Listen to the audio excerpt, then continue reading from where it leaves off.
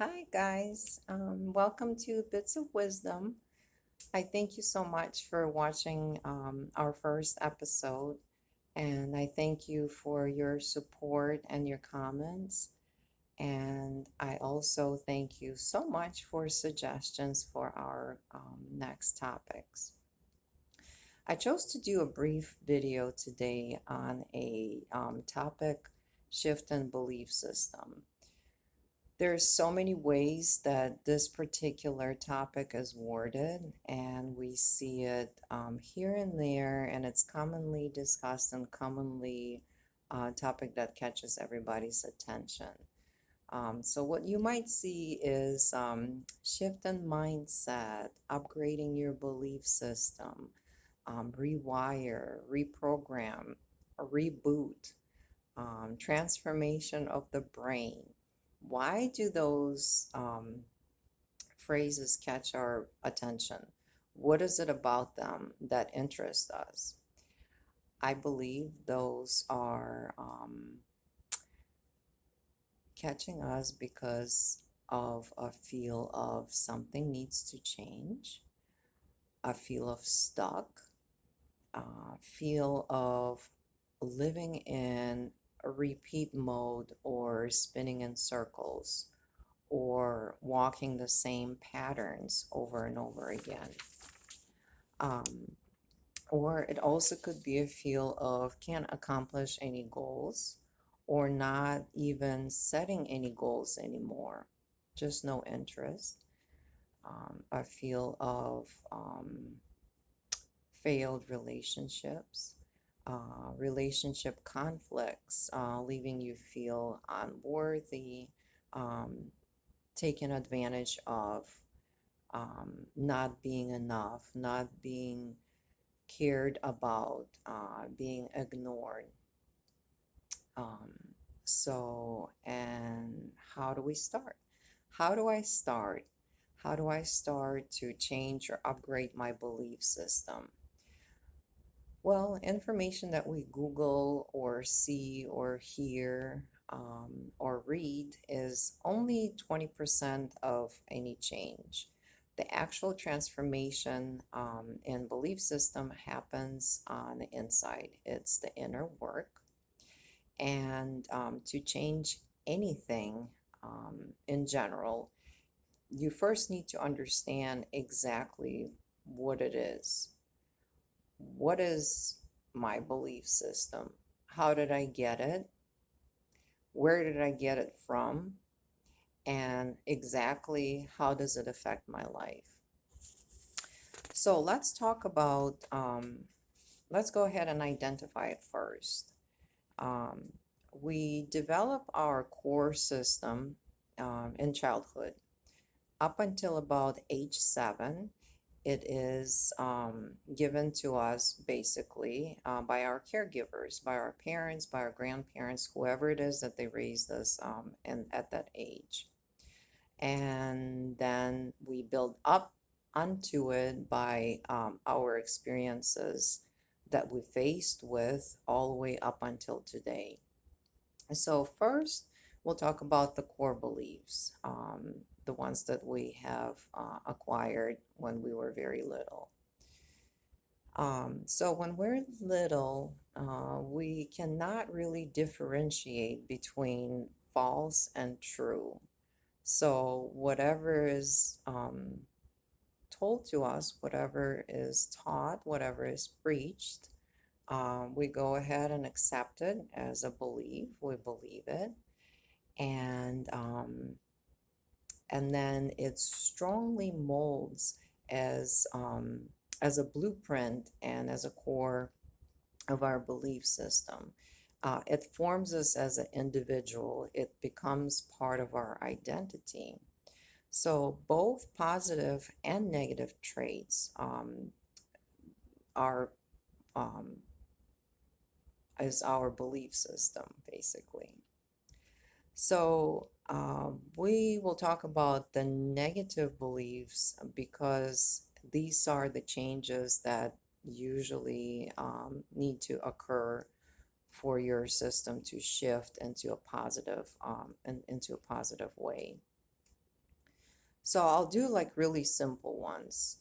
For example, a child does not finish dinner. Parent might say, all good children eat everything on their plate. Or you're being ungrateful because there are so many people and so many other children in the world that starve. You are throwing money away, and that's why we're always poor. So, from these examples, you might conclude in your mind that if you don't comply, you are ungrateful. If you don't finish, you are bad. You are the reason of lack of money in the family. Okay, so let's do a few more. Coming to your mama and crying. You are being a sissy. Not doing what you're being told or not listening to your parents. What the hell is wrong with you? Wanting affection and love. You're being too clingy and you're attention seeking. Asking for a new toy or for candy. Hell no. So to summarize those four would be, excuse me, don't show affection, that's being weak. There's something wrong with you. Stop asking for things. The answer is always no. And longing for love and longing for affection is attention seeking. So once again, of course, these are oversimplified, but very real. These are things that we hear. And I, as a mom, I catch myself sometimes saying them. So it is a wake-up call. It is something that everybody can work on, I guess. And then we build up onto our core beliefs. We build up by our experiences and our encounters. Every step that we take up until today, we're faced with forming new beliefs, and they happen in places like schools, colleges, workplaces, or around people like our own family, um, husbands, wives, brothers, sisters, friends, co-workers, bosses, and more places like communities, groups, sports, churches, and things like that. And so, and what if there is trauma and abuse, losses of loved ones, poverty, hardship? Go ahead and crank up the volume of negative beliefs all the way up. Deeply rooted, and then click and cling to our subconscious. And then our minds are constantly looking for proofs to validate them, subsequently holding us back from moving forward, for doing more, for overcoming our fears, because they birth and they rise negative thoughts and emotions. So, so here's some examples of our acquired beliefs. You get bad grades because you're lazy. Your team lost because of you. You are a bad parent because you work too much. You are the hardest person to be around. I don't trust you. You are selfish. And let's go ahead and add some bullying to it. So we are told by whoever, and sometimes our own family and our own friends, and maybe in a different wording, but this is basically how we interpret it. You are too fat. You are too ugly. You're weird. You talk like you're stupid. You're uncool. You're a nerd. So, consequences of all these is that you start feeling like you're a weak individual and you really cannot defend yourself. And of course, there are many, many positives beliefs that we have acquired and get us to high levels of functioning in life. They build us as strong, confident, resilient, unstoppable. We have beautiful family structures. We get good jobs. We accomplish a lot in life. They give us a firm sense of reality and they validate our personalities and our characters. And those are very important, and we hold on to them dearly. So it's really not a common practice to just sit there and be like, oh, let me tap into my belief system today because I want to change something. So therefore, it doesn't just automatically get upgraded. We just layer more and more beliefs by our experiences, not necessarily upgrading it. So someone who starts to dig deep into it, though, will understand how and what little steps they need to take to get a new mindset, to upgrade their belief system, to rewire, to reboot, to cause some kind of transformation so your life is headed in a more positive way. It feels more fulfilling, and there's not a missing puzzle pieces, and there's joy and happiness. Well, how does the change happen, or is it even possible?